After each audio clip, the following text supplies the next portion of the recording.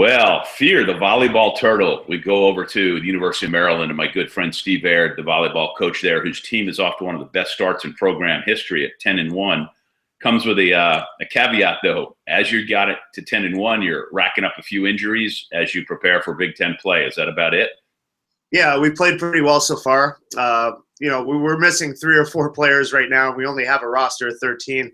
So, it's been a challenge, but they've been playing well. We're finding ways to win, and it's important, as you know, to try to get wins in the preseason because the conference that we play in is awfully challenging and going to be more than we can handle at times. So it's good to have a good, confident start to the year.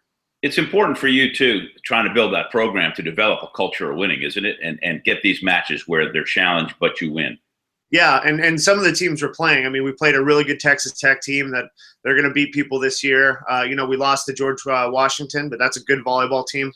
And we've had our fair share of matches that we've had to find a way to win and really compete. So I'm proud of the kids. We're starting 4 freshmen.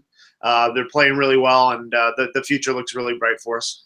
You got one more weekend of non-conference, and then Big Ten play starts. And Purdue was here in Baton Rouge this past weekend playing first LSU and then Miami. And I'm thinking to myself, wow, if Purdue is a middle-of-the-pack Big Ten team, that's going to be just a fierce conference this year.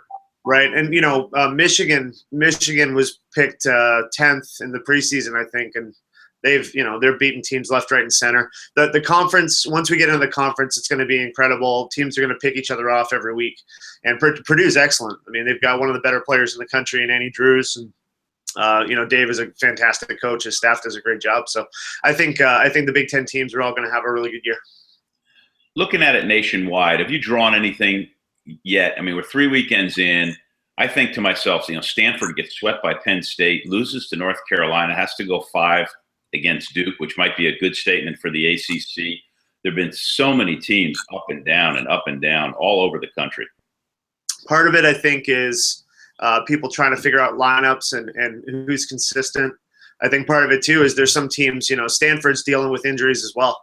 They got a couple kids that are out that are impact players. But, I think there's definitely a top 8 or 10 teams in the country, and we're going to see a few of them this weekend. We're going to play Washington and USC. In Oklahoma. So, I'll have a better feel for the top 10 teams in the country after this week. And hopefully for my program, it prepares us for an awfully challenging Big Ten conference. Yeah, you definitely are ambitious next weekend. That's going to be some good, fun volleyball, though, and great for your kids. All right, let's finish up with this. You're such great friends with Matt Anderson on the men's national team. They're in Japan. They're off to a 5-0 start over there, close to qualifying for the Olympics, I believe, and doing well.